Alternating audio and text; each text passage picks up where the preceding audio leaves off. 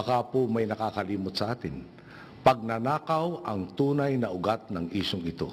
Iyan po ang usapang pilit nilang tinatabunan matapos mabisto ang kanilang kalokohan.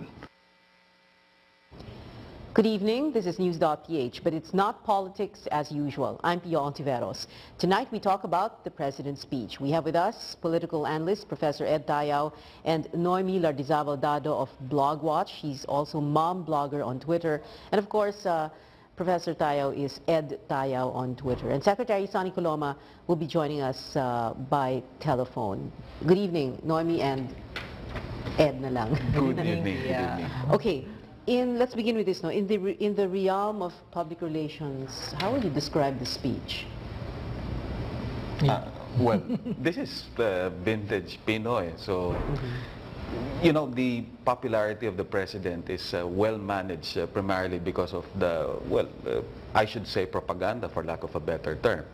And propaganda is not necessarily a negative. Yes, not necessarily negative. In fact, this government, I should say, should be credited for a government that is able to match the propaganda of the left at the very least. No? But then again, while it's a good mechanism, it doesn't mean that it can't be used either for good or bad, or that it will be used to avoid, you know, addressing important issues like the current issue at hand. Noemi?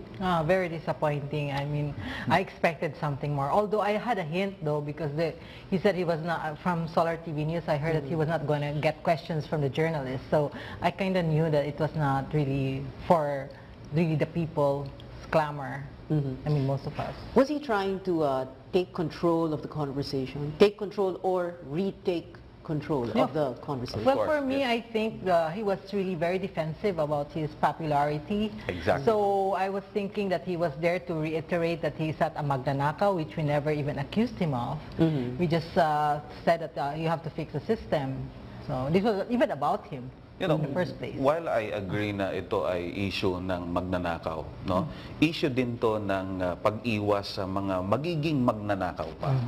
Kasi sayang eh. I mean, the You mean the issue of discretion? Discretion, the issue of, another president taking over later, no? Ngayon, presidente siya, popular siya, naniniwala ang tao sa kanya, pero hindi naman na siya presidente after 2016. So kung hindi natin mabago to institutionally, legally, hindi natin masabi na maiiwasan yung mga ganyang problema later. Okay, so in other words, parang it's not enough for him to say, you can trust me, I'm not going to do anything wrong with your money. That's not enough because he's, like you said, Noemi, he's not the one at issue here. No? Yeah. We're not talking about his integrity because kumbaga, he has that. No one's questioning that. No one's questioning. We're just saying that, like you said, Ed, ayusin natin yung sistema kasi hindi naman natin alam kung sino yung magiging presidente, gano'n? From the very start, yun yung disappointment ko sa kanya. Kasi of all presidents after Marcos, no, siya na siguro yung pinaka-popular, comparable to even Magsaysay and Carlos Garcia before.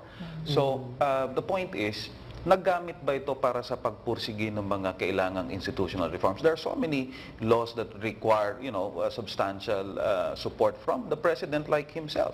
The Freedom of Information Bill alone is an important legislation.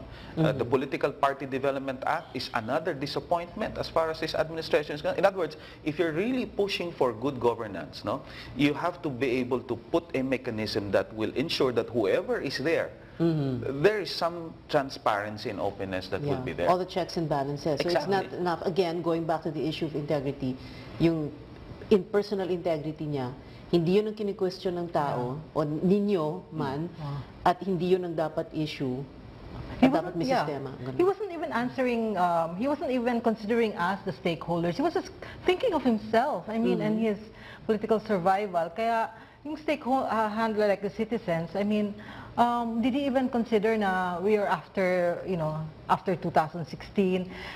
Did he consider that we're not just after the stealing, but patronage politics that we want to eliminate already? So those things are very disappointing, huh? Although I do agree that all of those who have misused the pork should be investigated and prosecuted. I agree with that, no? But don't muddle the issue. Everybody here is going to be accountable for their pork. Yeah. But, you know, when you say that he didn't even consider the stakeholders, he did. He said, mga boss ko. Didn't you hear that? Yeah, but he's only Yun lang defending himself. He's not considering even our demands like FOI. He didn't even consider about the COA about checking his pork. I mean, because his pork is not very transparent. Exactly. Okay. So this issue about taking or retaking control of the conversation, when you have a question like that, then we are presuming that someone hijacked the conversation along the way. Kasi ganun na dating. Because sabi niya, yung mga matatandang politiko, syempre, everybody knows who he's referring to. You're muddling the issue. That was what was happening. So I think he was trying to take control of that he is not. He's not the kawatan. Yeah. It is, why are they accusing me? I'm not the one. We should throw it back to them. Which I agree naman. Everyone here should be investigated, prosecuted, and that's always been our stand. Whether opposition or your administration. Nagtataka lang ako kasi politiko din naman siya. Oo nga. So sa madalit sabi, kung politiko ka, just like a basketball player, you expect another player to, you know how to play the same way that you do. So para sa akin, well, siyempre hindi naman tayo presidente, huwag kang hahanap ng butas kumbaga o pagpapasukan ng laban sa iyo. I mean, for example, if indeed he strongly believes that the so-called DAP or DAP or whatever way you call it is really above board and constitutional or legal, hindi maglagay man lang siya ng konting detalye kung paano nangyari yun. Bakit wala siya sa GAA? In the first place. Wasn't it enough of a defense when he was talking kanina about the TESTA scholarships? Disaster relief, no? Disaster relief is already in NDRMC, di ba? I mean, it's already there. There's already a budget for that. So why does he have to put it make that as an excuse? You know, laging sinisisi si GMA, for example, no? But if there's anything that we can credit, at least the administration of GMA, is this DRRM Act of 2010. Before, the use of public funds is possible only when an actual calamity happens, no? But today, local government units and agencies can even prepare for a calamity na expected pa lang na pumasok. So, madalit sabi, may pera palagi dyan. Okay. So, hindi rason... Because, hindi rason yung walang paradigm shift pera. kasi, no? Preventive, Now, let's say for the sake of argument na walang readily available na pondo at babalik ka pa sa Kongreso. Hindi ba siya presidente na napaka-powerful at napaka-popular that he can easily sway Congress to go his way? So I don't see any reason really, whether it's for education, health, or disaster relief, everything is in the GAA. Isang salita lang. Congress, pera. Walang... Okay. Earlier, Ed, were you saying that he might as well use his political capital because he's got a lot of it, you know, because of the popularity and everything, for, like, well, FOI, etc. Marami. What do you mean? Use political capital for that and not for this? Not for this issue? Well, this issue, of course, is part of the whole of it. But precisely because our institutions are significantly wanting, no? Kasi ang problema, masyado tayong focus on personalities. The same way with the president. Okay, fine, he's good, he's a man of integrity and everything. But he has to factor in the fact that he's not going to be president the whole time, no? So, baguhin niya yung sistema para sino man ang papalit sa kanya, ano man ang sinimulan niya, maitutuloy. Yun lang naman sana yung isipin niya. I don't know, maybe he's also scared about because there's some noise also about uprising, about, you know, taking to the streets. I have seen some articles on that. But I think that's the last resort. We're starting here with hoping he would change the system. He put already his foot on something, you know, but it's not everything. He's just, not all of it is for the scrapping. And he says DAP is not pork. So he's muddling already the issue. Yeah. A big part he wants to keep his pork. Yeah, a big part of the speech was making that, making, yung parang defining DAP as Yes. very, very different Yes. from PIDA In the first or place, pork, or saying it is not pork. But, you know, there's a porky portion there, right? And the DAP. in the first place, I'm not even sure whether DAP is definable. Yeah, you know. Because Is the what? Definable? Definable because- Definable. Yes, because Okay. well, if you are going to look at the GAA, no, the General Appropriations Act of 2013, hanapin natin meron ba nakalagay doon na DAP? This term, if I'm not mistaken, and I hope I will be corrected, no, and I hope I'm wrong, surfaced only as a result of questions also to the President's discretionary fund.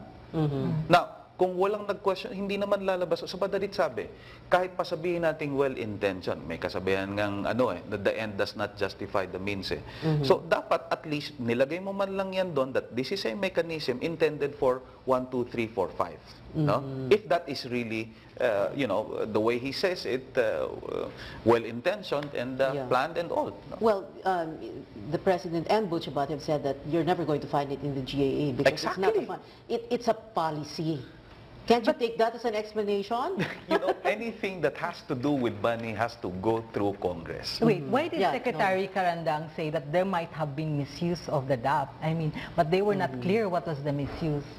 So, that's already been admitted. Yeah. Di ba? I mean, pero I think it's because it went to the legislators. Teka somehow. muna, what were the reactions in your spheres, no? So for example, Noemi, sa social media, yung mga kapwa mong mga netizens pag nag-uusap kayo, ano yung mga sinasabi? There's, I think it's also 50-50, no, to be fair. Because 50-50 meaning? for Pinoy and against Pinoy, because first of all, we really have to prosecute all. It's not the focus just on the president, but also on these other people already being charged. But it was kind of disappointing because he didn't say anything new. We expected something new to add to what he has been saying in the past. Yeah. Because What he did you said- want to hear? Well, of course, certain changes like he will scrap his his pork, his discretionary Well, he funds. kind of answered that. He justified why Yes. it was needed. But we are talking of something like 1 trillion. I mean, Yeah. why should it go? Why should it be that big? Ako, I was expecting Yeah. a real leader is someone who can actually admit that, Yeah. I made a mistake, but it was not intended to be a mistake or something like that. And for us to be able to, for us to institutionalize this and all, kasi ganito yung objective nito, wala naman sa mga previous laws, so gagawin natin itong mga plano natin sa susunod para hindi na natin to problemahin later. Wait, you tweeted that a day or two ago, Yeah, right? that's okay. How are people reacting in your sphere? Mga kapwa mo mga academe, etc. Well, similarly, in the same direction that at the very least the government should be able to provide details. If it's a program, okay, what are they, planning to do with the program? Pwede ba tong program na executive lang? Kasi normally kapag kami gustong paliparin ng gobyerno, may programa, sisimulan muna sa executive order, administrative order, whatever, no? Yeah. But eventually, it can be institutionalized through a Republic Act or through Yeah, legislation. okay. If the President were listening to the two of you tonight, I'm sure he would be so exasperated. Oh my God, damn if you do, damn if you don't, no matter what I say. Wala ba siyang ginawang tama ngayong gabi? Ako, ang nag-agree lang ako strongly is pursigihin yung pagtugis ba yung tawag doon? O paglitis dito sa mga akusado sa paggamit ng PIDAF, no? Sa hindi intended na pamamaraan. Pero ako din, pag tignan din natin yung COA report ng 2012. Wala pang nangyari. Opo, 2010, where is actually, that pag now? tinignan po natin, yung tatlong kinasuhan, hindi lang sila Ang dami nga maingay na pag tinignan mo yung COA report, mas ang dami nila, sila din kasali doon Ba't hindi kinasuhan? Yeah. That's why we are also looking at why are there the administration candidates are not also part of this, the administration side. It's mostly the opposition now. That's But right. of course, we can't ignore that they also were committing some misuse. Yeah. Why do you think he needed to speak up tonight? Although, of course, they were planning this a week or two ago. Why do you think he needed to speak out tonight Even if Secretary Coloma had said yesterday that he's not fixated on the ratings. I think it is really fixated on his popularity. Because it has been the buzz the past few weeks, and then there was yesterday's supposedly a palace survey, and it's the lowest ever, I think. No, but 37%. Secretary Llamas had denied that his office, because ang kinote, Office of Political Affairs, yes. isa lang naman ang Office of the Presidential Advisor of Political Affairs, no? Hindi naman daw sila nagpagawa ng survey. But even then, before that, it was already declining. So, and the people's awareness of the pork is very high, 67%. And that's, even if they're confused between PDAF and pork, you know, that's still an advantage that we have. Alam mo, isa pa yan eh. I was hoping na iba yung magiging reaction niya sa mga survey, no? Kasi vintage politician eh, pagka positive, oo, maganda yan, no? Magaling itong survey firm na to. Pero pag negative, questionin mo kung sinong nasa likod ng survey na yan, sino nag-commission yan, and so on, no? Hindi naman masama sigurong sabihin na ang gobyernong ito ay nakikinig sa pulso ng taong bayan. And the survey is at least a scientific attempt at looking at how the people respond to various issues, no? So isa 'yun sa mga rason kung bakit kailangan magsalita. Masama bang hindi ko maintindihan bakit sasabihin na hindi siya fixated sa popularity. Ayan, critic kailangan niya nga yun eh. Dalawang critic. Yes, Noemi, before I go to a break. Because why didn't he repeat about that misuse of the DAP when his secretary mentioned it before? He didn't go back to it. So I'm also wondering why, you know, he didn't explain But isn't that a strategy also? Hindi ba? You don't repeat what you might not be able to explain, or... You know, but his secretary already mentioned it. I mean, he would have at least clarified that portion. Okay. Out of that misuse. All right, we'll have to take a short break. News.PH will be right back. Stay with us. Sinunod na lamang nila ang payo ng isang matandang politiko sa kanilang kampo. Kung hindi mo kayang ipaliwanag, palabuin mo na ng lahat. Kung hindi mo kayang bumango, pabahuin mo na lang lahat. Kung hindi mo kayang gumuwapo, papangitin mo na lang ang lahat. Nanig naman ninyo ang hirit nila. Pare-pareho lang naman daw kaming lahat. Ang tugon ko po dyan, hindi tayo pareho. Hindi kami nagnakaw at hindi kami magnanakaw.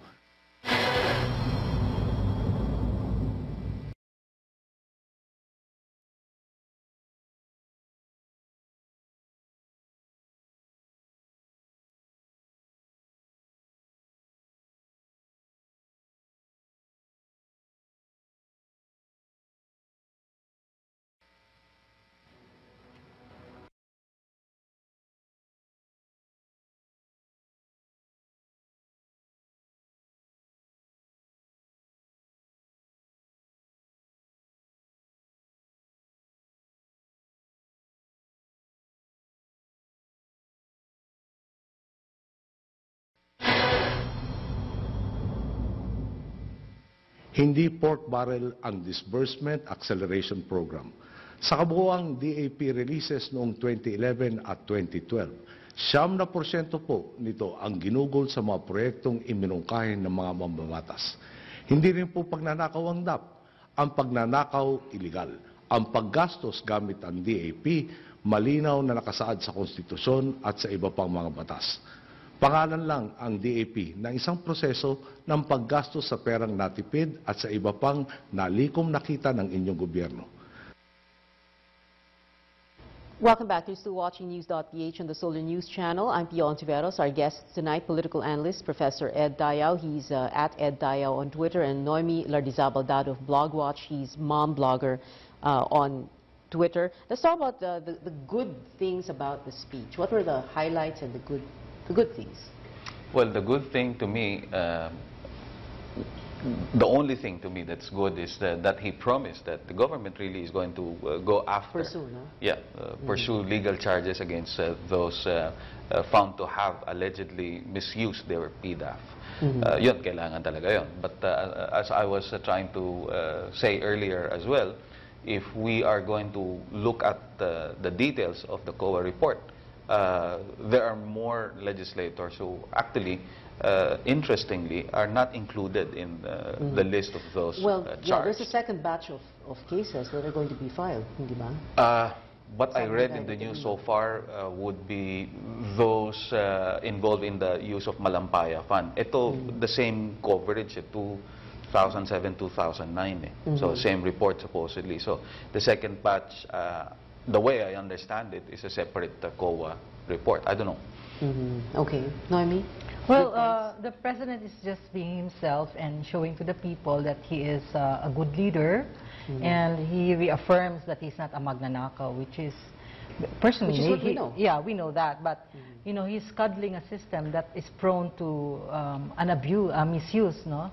So that will also he will be also affected by that, and he misses the point of the issue here. We are not talking just of stealing, so. That's why that was for me only the good part, that he is not magnanakaw. If Sonny Coloma or any of the representatives of Malacanang could join us now by phone, I'm sure they would take issue with you when you say that. Okay, he's not a magnanakaw, but he's coddling the system. Yeah, because he's encouraging. Aawayin ka. Aawayin ka na pala. How can you say that? You know, I mean, the president coddling the system. Well, it's still there, you know. I mean, this was there during the time of GMA, and it's still existing. He could have put a stop on it. He's put his foot down talaga, and stop that discretionary funding. Okay. Apart from what you've already said, what did the speech miss out on? He's missing the point that this is also about patronage politics, which we want to remove, because this, you know, he's just encouraging more of this corruption. For me, he's really encouraging the corrupt system, because he allows this politics to thrive. But there's no change. But could the other side of patronage politics be that, you know, because he's a very popular president and he has that very strong personal integrity na sumusunod lahat ng tao, parang ganon, no? Or natatakot sila na mahuli man lang or whatever. Diba? That's a given, Pia, and I think every Filipino is really, you know, proud to have a president like him at the helm now, no? But what we really have to emphasize is to ask the question, when is it going to stop that we need to go to take the streets and, you know, call for the ouster of whoever leader we are not satisfied with, and so on, no? So, ang daming pwedeng reforma na, you know, divisive supposedly to push, but precisely because of his popularity, he could readily push. But these are institutional reforms that he wouldn't even want to talk about. Okay. He was at FOCAP was it last week, you know, and said basically the same things. Could he have just done away with this speech tonight? Yeah. I mean, okay na ba yung... He's repeating exactly what we know already. Sayang na yung paghihintay. Although tonight he was on primetime television and reached a much larger audience. Yes. No? You know, whatever the president says, whether on print or broadcast or radio or whatever, point is, it will be picked up in practically any kind of media today. In fact, the reason why there are mounting calls for answers to more and more questions is precisely because people are more and more informed. So he doesn't have to, you know, repeat exactly the same you know, mantra, I should say, that the administration has been mouthing for so long a time now. But I was talking with my online friends, and they say it's almost 50-50. They're 50 for the president and 50% is, you know, against him. I think it also helped that he was on prime time, because, of course, the issue is really muddled, because pork barrel is not DAP. And if you continue to do that, they will really think that they're two different things, but they are actually the same. They're what I say, they're the same DNA. Yeah. So it helped. It helped that he was on prime time, but it's not addressing the issue that we want. Yeah, it helped that he was on prime time because, you know, FOCA, syempre, so that's a select group of journalists, and whatever he says there gets spliced up, no? So it's a news. So it was okay pa rin, no? So 50-50 for me. 50-50, okay. Well, okay. On a scale of 1 to 10, Would you like to venture, not a guess, but a grade? I'd give it a 6. 6? Yeah. Lang? Yeah. His appearance? With The entire thing? the entire thing. I mean, the Okay. substance of the speech. Oh, for me it would be 3. I mean, you know, he hyped this so much the whole day about having this prime time thing. So you would expect at least some action or at least one change. But he's just defending himself. He's very defensive. So I didn't like that. Okay. Should have been more proactive, or you know, Yeah. doing something more. Okay. Final words from the two of you. Let's begin with Noemi. Oh, you know, whatever the president was going to say tonight, we'll still be very busy with the scrap pork movement. In fact, we're on our way to educating the public about the budget process and defining the pork barrel, because it's not yet very clear on the minds of the public what's pork. So that's going to happen in the next few weeks, and we have various fora, like we have artist forum, we're going to have more committee meetings about education campaigns. We're very, very busy. So whether it was good news or bad news, we'll still be very busy. We citizens will be very busy. Your group's position is to scrap pork barrel. Yes, but we'll define that. We have refined it. We expect some discretionary funds, but that has to have a budget. We're not talking about 1 trillion here. Like, So- what is an acceptable budget for you? Oh, definitely not 1 trillion. Like what, 1 billion? We will be discussing that with the public finance. Okay, when you say discretionary funds of the president, but scrap pork in the sense na dapat wala ng PDAF? Wala nang or PDAF. ng mga mambabatas? Yes, that has to be abolished. That has to be scrapped. And Okay. the presidential pork and part of it, not like the calamity funds, will now be also with the NDRMC. So there'll be a lot of haggling na pag budget Yes, hearings yes. ng mga congressman at senador. And we'll be watching the BICAM. We'll be very, very busy there. Okay. So let's watch. Ed, tayo, finally. Actually, marami kong masasabi pa sana, pero Sige, you have sasabihin- 1 minute. You have 1 minute. sabihin No, ko you lang have na, 2 minutes. To me, PDAF course through legislators, particularly those in the House of Representatives, should be scrapped in its current setup. No? Meaning, we have to strengthen COA and other agencies that are supposed to make sure that the use of these public funds is how it's intended to be. Hindi siya discretionary dapat. Pero hindi yung tatanggalin mo siya entirely. Kasi pag sinabi mong public fund, tanggalin mo man sa Congress yan, public fund pa din, babalik sa presidente. Ngayon, ang tanong ko pa din, hindi presidente si Pinoy after 2016. Sino man ang papalit sa kanya, kung gagawin nating institutionalize ito, you are creating a very powerful president. That's the problem. So to me, you strengthen those agencies supposedly mandated to make sure that the use of public funds would be above board. No? Hindi natin ginagawa yan. I will just mention a simple phrase, taxation without representation. This has been going on since the 14th century. Kaya in any part of the world, the legislators will always have some say as far as how funds are used. Except that, in terms of accountability, talagang stricto sila. Dito sa atin, hindi nangyayari yan. Lastly, ilang buwan na lang ang presidente, 2-3 taon na lang. Sana magamit yan na ma-institutionalize talaga itong mga pagbabagong to. Simula doon sa Freedom of Information Bill, doon sa Political Party Development Act, at the very least. No? But there are so many things, the local government code, and even looking at the Constitution for possible amendments. Like? Or isang ibang episode? Oh, marami. Well, like for example, this Bangsamoro, I really hope that it will be successful. The success of the Bangsamoro is going to be the success of the whole country.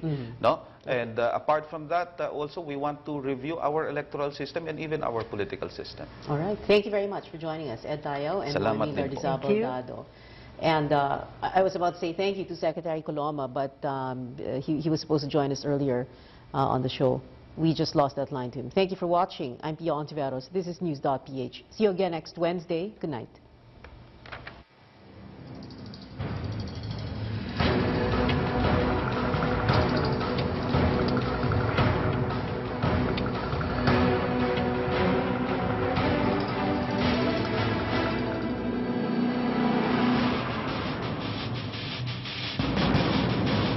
Dahil po sa DAP, napondohan ang Project NOAA na nagbibigay ng tama at agarang babala kung may sakuna. Dahil din sa DAP, sa ilalim ng Training for Work Scholarship Program ng TESDA, mayroong halos 150,000 na Pilipino ang napag-aral. At di bababa sa 90,000 sa kanila ang may trabaho na ngayon. Nakidabang din po ang ating Air Force at Kapulisan. Nakapagpatayo tayo ng kalsada, classroom at ospital sa Mindanao at sa iba pang bahagi ng bansa. Naibalik ang benepisyo ng mga empleyado ng DepEd noong nabayaran ang kanilang GSIS premiums na matagal nang di nababayaran ng pamahalaan.